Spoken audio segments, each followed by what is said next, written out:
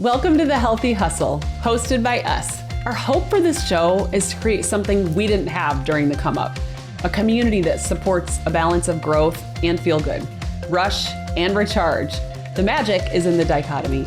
And holy smokes, did it take us a long time to figure that out. Learn from our missteps, grow with our advice, because the work doesn't have to hurt. This is The Healthy Hustle.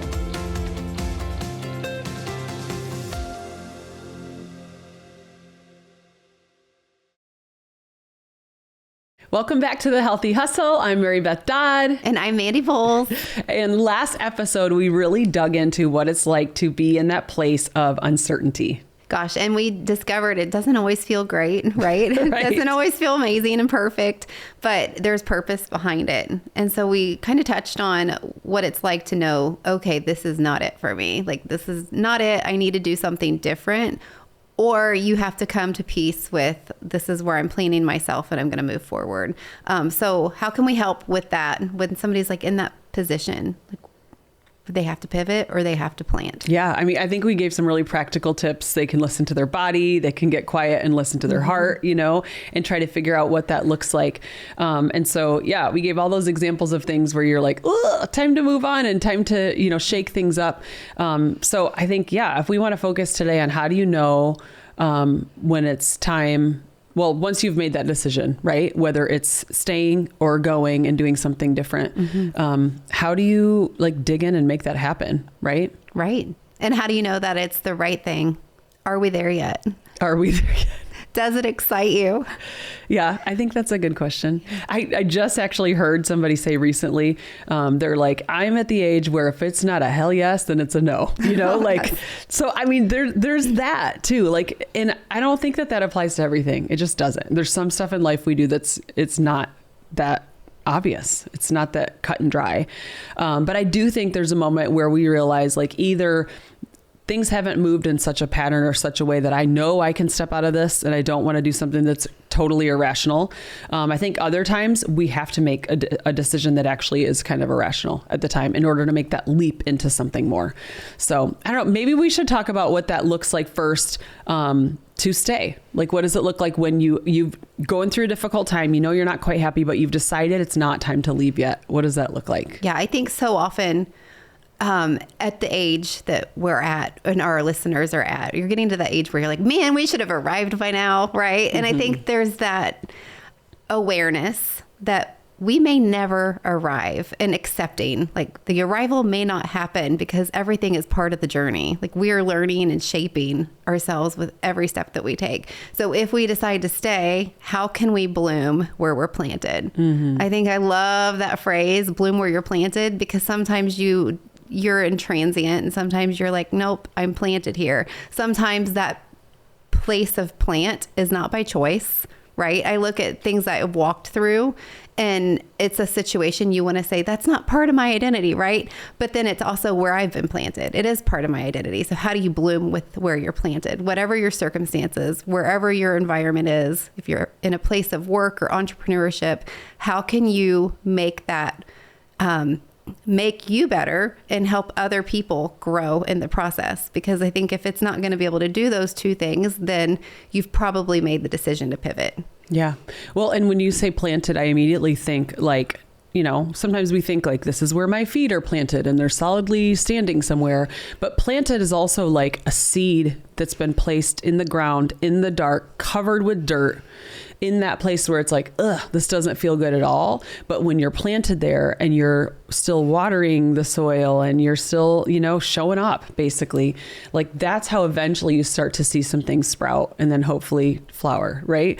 So I think we've got to think of it in that way too. If you've decided I don't love what I'm doing and you're looking at all the difficulties of what you're walking through, but it's not time to go yet, you have a choice to make. You can either show up with a crappy attitude to your life every day. And I've done this on both sides. Okay. So I've had times when I'm just okay, yeah, I'm here and I'm going through the motions, but I'm not happy about it. I don't want to be here. I want to be done. And here I still find myself versus, okay, I know that I'm still here and I'm going to bring like you said, bloom where you're planted. I'm going to bring my absolute best to this situation. I'm going to give the most that I can. I'm going to look for opportunities to pour into people, to grow myself, to grow this business or whatever I'm a part of, until it's time to move on. And I think that that's obviously the better choice. It's like, if you're there already, still bring your best. You never know what you can accomplish, even still in a situation that looks terrible. Like, sometimes you still bring something incredible to the table. And I think regardless, our end destination is going to be a whole lot better if we're making footprints along the way and impacting more and more people as we get there. Even if where we're at isn't where we want to be forever, it's where we have the opportunity to make an impact on somebody's lives. And I think Earl Nightingale's The Strangest Secret, that's what he talks about. Like, you ultimately get what you want in your life when you're serving. So how can we serve? How can we be the best servant of others? Yeah. Great question. Okay, let's talk about the maybe scarier / more fun decision that can sometimes be made, which is when we decide, okay, it's time to jump. It's time to make a pivot. You and I have both done that multiple times, and we've coached a lot of people through that process. And so, I don't know, let's talk about, if somebody's listening and they're like, okay, I've decided it's time. I don't know exactly how or just what it looks like, but I'm going to do it. Like, I don't know. What would we say to them? So know exactly where you're going, like what you want your end goal to be, and throw out plan B, C, and D. And I think that is really hard. And I'm not a type A. I'm like a combination of like a type A and a B. It just depends on the day, how you might find me. But I think about when I went into entrepreneurship for the first time, and I said I was going to do it. And then I started having those feelings of like, what am I doing? Should I be doing this? And I started getting on LinkedIn and looking at positions. And then I was like, nope, I'm never going to have success. My goals are never going to happen if I always have a backup plan in my mind. And so I think that can be really hard to let go. I say I'm not a control freak, or I'm not type A, but I'm always a type, here's my plan A. Like, even at the airport, if I think for a second that my flight's going to delay, I always start thinking of my plan B, C, and D, because in life we need it often, right? But I think when you're in entrepreneurship, your plan A is it. It's everything. It's almost like that whole, what do they say? Like, burn the ships. Burn the ships. Yeah. You can't have them, because if they're there, you are not going to follow through with your activities every single day like you would if you didn't have a backup plan. Yeah. Oh, wow. I mean, that's like so wise and also so scary. When I think, like, if I have a weakness in that area, it's to always have multiple backup plans ready. But you're right. It's like, if we had only one option, and it was that option that we know is our next step, and we think more creatively, like we pour more into it, and I think that that's huge. Like, I've heard of, there's a recipe for success that I heard I don't even know, probably a couple of years ago now, that somebody shared, a great leader. And one thing he said was, one of the things you have to have for success is a lack. You have to have a lack of something. And what that looks like is our greatest ideas, our greatest successes come out of when we're in a place where we're missing something and it's not already all like served up to us. No, we got to creatively figure out, okay, if I don't have this resource, how am I going to make a way in some other creative way to do that? To the degree that even a lot of large corporations that have all the money in the world for a certain project, they will really limit the budget because it makes their people think creatively outside the box in order to get something done without just having unlimited amounts of money, And so I love the idea behind that like, burn the ships. If you're deciding to do it, like, do it, get in there. And sometimes that means continuing to make phone calls and try to do sales or whatever it is until you're so sick of it and you get so many no's and so many closed doors, but you're still sure that you want to do that, and you just keep at it. Love you it. find other ways to do it. Well, and you mentioned decision. I think when you decide, then you take words like trying out of the vocabulary, because when you're like, I'm trying to start my business or I'm trying to do this, you're going to fail because you've already given yourself permission. There's so much power in our words. Our try becomes do. I'm doing. And I think so much of it is just that mindset that we have within ourselves and knowing what our goal is and that we're not accepting anything else. Yeah. Exactly. So with that decision also comes with the permission to release and let go of what's behind and know it served a purpose. I always say, when you're going through something And if it's uncertainty, or if you're in a season that you're changing or you're doing something different, whatever it is, you're in that season for a reason. I believe that 100%. But sometimes the seasons come, seasons go. We have to let them go. We can't be fixated on the rear view while we're trying to make forward progress. So how do you do that? Like how have you done that before? Yeah, I think there's like an honoring that we can do to what's been, and I think for me, like sometimes that comes in phases, because there's characters that show up at each place that you are, or that you've had the opportunity to serve. And it's like, there's great people that you're like, oh, I would work with that person forever. And then there's others where you're like, whew, I'm glad that's done, And so I think sometimes like immediately stepping away from something, there's this like, oh, thank goodness. And like just this washing of your hands and moving on, But I know, and maybe this is just how I process, but for me, like as time goes on, I'm more able to look back with gratitude and go, oh, wow, I learned this from this person and this from this person. Even if part of what you learned was how to not lead. Mm-hmm. Like I've learned more from leaders that I don't want to lead like probably than I have from even leaders that I do want to lead like. I don't know, that's a really strong statement, but you get the idea. There's just been a lot of bad examples that I've seen, but over time it's that hindsight. Like I can look back and I can go, man, here's what I'm grateful for about that opportunity. And we do have to give ourselves permission to just like kind of lay it to rest, whether it's the immediate, okay, I have to move my heart on to the next thing. Because sometimes it's like your heart's still being pulled back and you're still rooting for them and all the things that we do. But it's like, okay, but I got to throw it into this other thing. So there's that initial like, okay, now I'm going to pivot and I'm going to put my affections, my time, my energy on this new thing. And then I think over time, there's this process of being able to look back with gratitude and gratefulness. Okay, that was great. Here's how it was awesome. I like to maintain relationships and check in on people and all of those things. But also like honor it and move. Mm-hmm. I think you can be caught up in looking back and being stuck in it, or reflecting to see the glimpses that are going to help you grow forward. Mm-hmm. When you're grinding from dawn to done because your vision demands it, your body needs more than motivation. It needs real health infrastructure. That's why the Healthy Hustle is powered by Immunotec, a leader in immune health research for over 4 decades. With patented science focused on glutathione production, the body's master antioxidant, Immunotec delivers clean-label, vegan-friendly support for your immune system, energy, recovery, and overall performance. So whatever your training session, pitch meeting, or creative sprint looks like, trust your body to keep pace. Because the hustle doesn't wait and your health can't either. Visit Immunotec.com and take command of your immune advantage. Immunotec, the science of living better. Yeah, I mean, I think that's really good. And I think that's key, looking for those things that are going to help you to move forward. And like, just be aware, like in a practical standpoint, like be aware of maybe the things that are around you that are keeping you stuck looking backwards. Like maybe this is weird, I don't know, but there's been times for me when I moved on from something that I had to like, go and remove like things that were branded from that thing, mm-hmm. or like just to get it out of my mind and my space where I was seeing it every day so that I could move on mentally, and even the things that I was being creative about and thinking about and pondering, so that I could move on to whatever that next thing was that I needed to focus on, needed to do. I think that's really good. I think when you identify so much with what you're doing, your career path can become a part of your identity.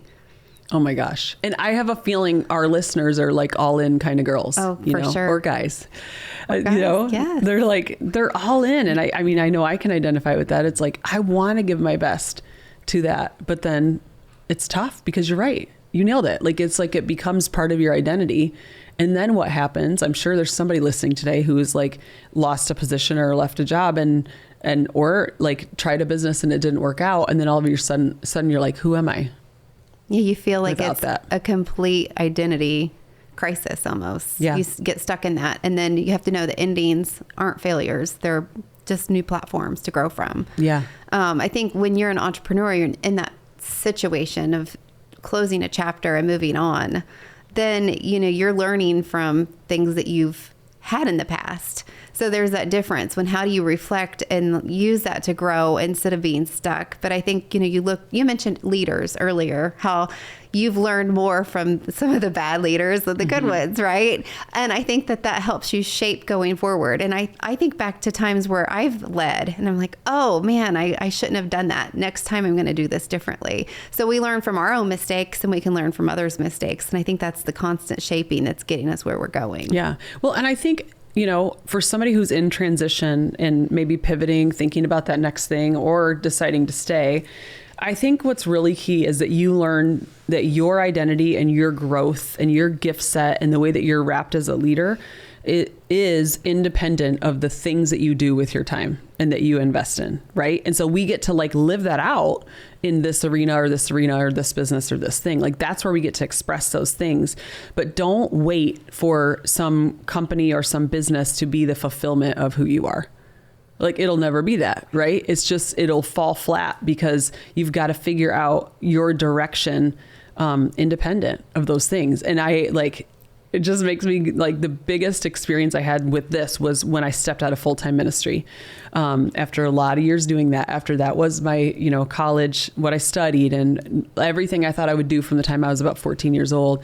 And when I stepped out of that and into business, I did have kind of an identity crisis. It was who am I if I'm not Pastor Mary Beth, if I'm not doing these things and leading worship every weekend and all that I knew as an adult. And it really took me a while, probably years, to be okay with the fact that you know what, my calling now is in this other arena.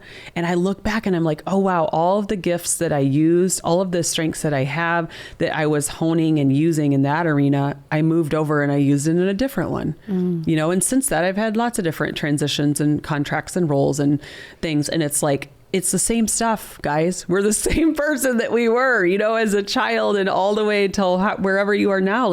We're that same person. And if we're doing it right, we're constantly evolving and growing into those gifts and those things. And we want to get to that place where we're bulletproof as it relates to our identity, so that it's heaven forbid, if the business that we just told you to burn the ships and go all in on didn't work out, you're still okay. Totally okay. I think you bring up a good point, though. It becomes your identity. And I remember when I found myself in the industry that I've worked in for about 20 years, I loved the industry because it gave me the opportunity to be myself. And then I felt like I didn't have to work because I was really just getting to do the things that felt like me anyway, connecting with people, getting to know people, helping people with their goals. And then all of a sudden, after a few years, I realized then, since I, as a person, my work kind of conformed to that because I didn't feel like I had to work, then all of a sudden I didn't want to be me anymore. And that was something I had to go through. I got to where if I weren't working, then I became opposite of who I was. I wanted to just kind of be to myself and more quiet, not socializing so much. And that was something I had to really work through because my job had become who I was. And that's what I loved so much about it. But then it became a job. And then I had to detach my personality from it. And so I had to really work through that and just go back to the basics of focusing on people and connection and all the things, because you do get caught up with your job becoming your identity. Yeah. Oh my gosh. I mean, that makes me think of, when I was in music and after years of that also being my job, part of my ministry job, I remember one day waking up and being like, I don't even really like music anymore. I really just listen to podcasts and audiobooks now. And it was that piece of it that I had loved since I was a child and honed for years, hours and hours of rehearsing and all the things. It was it became part of the job. Yeah. And I think that is a temptation, especially if you're all in, you've burned the ships and you're working on one thing. You do have to keep that just some kind of boundary in place where you don't let yourself get fully so sucked into that the parts of you that should be coming alive in that, eventually you're this is my job to do these things. And then it's really sad because that should be your spark. Right. And your family should get the best of that too, right? Mm-hmm. Regardless of what it is, the people that are home with you and love you, they should be the ones that are reaping the rewards of your personality and not everything closing just because the office day is over and you have to shut it out because it's been stressful. Sometimes when we're in a season of transition, we don't feel very successful, and we've talked about how you never really arrive. It's about the journey, right? I mean, we've all heard it. It can be so cliche sounding, but the reality is like that is just actually true. And I heard this great quote the other day by Mark Batterson that says, long vision plus long obedience equals long legacy. And I think like we've got to zoom out. Like that is one way I coach myself. I'm constantly like, Mary Beth, zoom out. Because like this seems like there's some big mess in my kitchen, or like something happens and you're like, oh, all is lost, you know? But it's like if we zoom out, it's just like, is it though? It's not, you know? And so I think that's really key. And so that's why I like that quote, because it's like, let's have a big old vision. Let's vision as big as we possibly can. Like, what would you do if you couldn't fail? And then the next piece is that long obedience. It's like, it's sticking with it. It's staying in it when it's boring, when it's hard, when you don't want to make one more phone call, when you don't feel like doing it. And then the end result is that legacy. And that looks like the people we get to impact and what is their accomplishment? What is their success? Our kids, like what are their successes for our kids and multiple generations? Like what are we building into in a large scale that can like keep us going when it feels hard? You said something that I think is worth revisiting. And you said, what would you do if you knew you wouldn't fail? I think that's what you have to give give yourself permission to think like, because that's what's going to excite us. And that's how we know that we're on the right path. So often we fall short of that, or we set a standard shorter than that, or we set a bar lower than that because we just don't think it's possible. You know, there's too many risks involved. Like it's not possible. We can't do that. But in a wild, crazy dream, if you could do anything, that's what's going to set your soul on fire. And that's what's going to make it fun. Because I think we didn't talk enough about fun. Like it has to be fun. Yeah. Because it doesn't mean it's easy, but if it's fun and time's flying, then I think you know you're on the right path. Yeah. I love the phrase, what could go right? You know, instead of just like, lots of times we go, all right, here's the thing I'd love to do, but here's all the things that could go wrong. So we do exactly what you said. We lower the bar because we don't want to be disappointed. We're so afraid of those emotions we talked about this last episode, being uncomfortable. It's like the absolute enemy. Or we're afraid of being disappointed and, you know, not hitting the goal and having to then go tell people, guess what? I didn't hit it. But that is so good for us. And I actually like that just brings back a memory. I had a big goal with my team at one point when I was an entrepreneur. And I remember not hitting it. I didn't hit it. I was pushing for this promotion. I didn't hit it. And I had to go the next day to my team and say, I didn't get it. But guess what? We're going to try again next month, you know? And like, just, I mean, looking back, I never did hit that promotion. I never did, but I don't regret continuing to point both myself and those around me in that direction and like just moving forward in it. There's so much joy in the journey. Sometimes when you have a goal that you become so fixated on, you just miss the joy in the journey, which means you're missing those moments of impact. Yeah. Well, and how many times do we hit a goal or get to the destination and then we're like, oh, like it feels deflating. It feels like this isn't what I thought it was going to be. And it's just because we focus on those wrong things instead of growing, like zooming out on that vision, on that dream and thinking bigger and not offending. Honestly, we offend God with our small dreams. It's so true. Like it's just too small. So thanks so much for joining us on The Healthy Hustle today. We hope you enjoyed it. And if so, just feel free to share it with a friend and also follow along with us on YouTube and make sure to subscribe.